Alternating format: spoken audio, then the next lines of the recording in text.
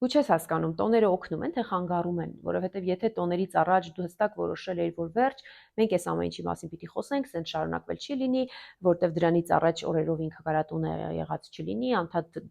գործից հետո սովորական մարդիկ տուն են գնում, ինքը իր ընկերների հետ գնում է օրը շարունակելու, գալիս է տուն, երբ որ երեխաները քնած են, մյուսը, բայց մեկ էլ տոներին հայտնվում է, Վալենտինա, սիրահարների տոնը նվերներով, ծաղիկներով, հրավերով եւ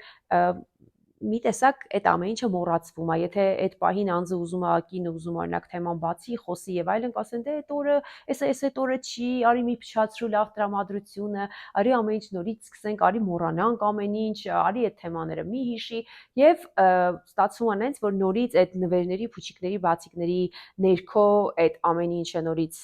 պաուզայի կոճակ է սեղմվում, դնում է մի կողմ, այդ շատ անչափ կարևոր թեմաները, այդ ամիսներով ու տարիներով ձեր մեջ կուտակված վիրավորվածությունը, միայնակությունը, երեխաների միայնակ դաստիարակությունը, որտեղ սովորաբար ամուսինը կարա լինի դեպքեր, որ կենցաղի մեջ երեխաների դասապրոցես, դասընթաց, դաստիարակություն ոչ մի բանի մեջ չկա եւ այսպես կուտակված լիքը հարցեր կային, նորից դու որոշում ես ներել,